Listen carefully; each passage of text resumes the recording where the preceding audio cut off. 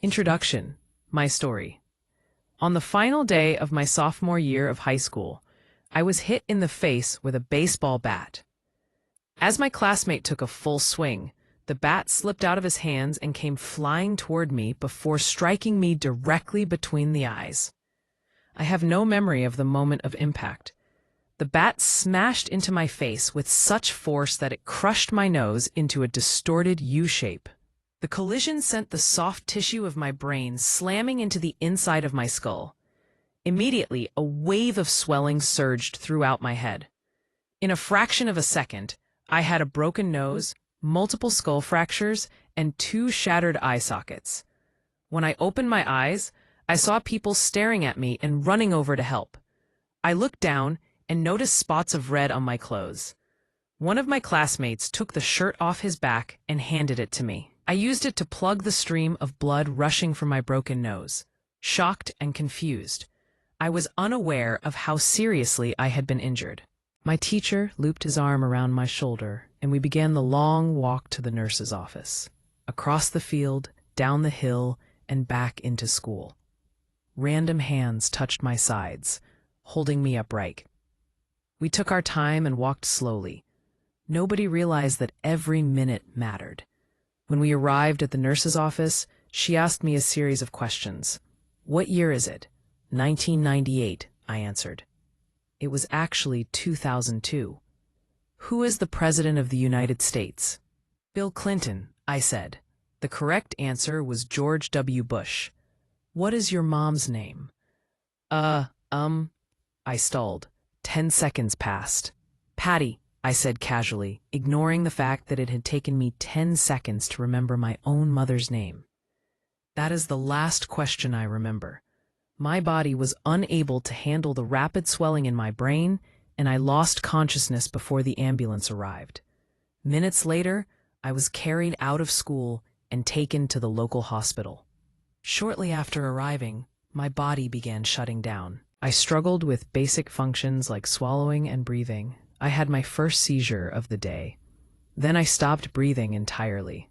As the doctors hurried to supply me with oxygen, they also decided the local hospital was unequipped to handle the situation and ordered a helicopter to fly me to a larger hospital in Cincinnati. I was rolled out of the emergency room doors and toward the helipad across the street. The stretcher rattled on a bumpy sidewalk as one nurse pushed me along, while another pumped each breath into me by hand. My mother, who had arrived at the hospital a few moments before, climbed into the helicopter beside me. I remained unconscious and unable to breathe on my own as she held my hand during the flight.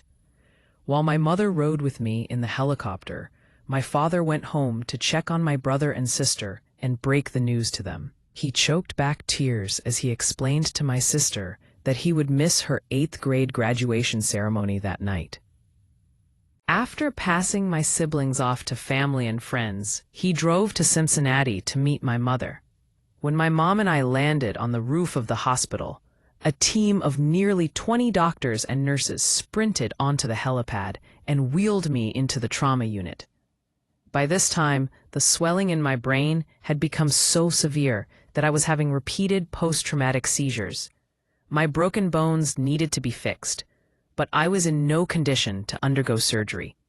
After yet another seizure, my 3rd of the day, I was put into a medically induced coma and placed on a ventilator. My parents were no strangers to this hospital.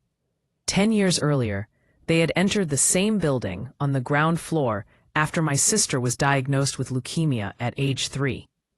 I was 5 at the time. My brother was just 6 months old. After 2.5 years of chemotherapy treatments, spinal taps, and bone marrow biopsies, my little sister finally walked out of the hospital happy, healthy, and cancer-free. And now, after 10 years of normal life, my parents found themselves back in the same place with a different child. While I slipped into a coma, the hospital sent a priest and a social worker to comfort my parents. It was the same priest who had met with them a decade earlier on the evening they found out my sister had cancer.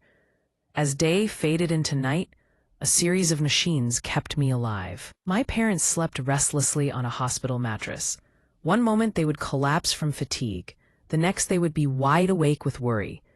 My mother would tell me later, "It was one of the worst nights I've ever had."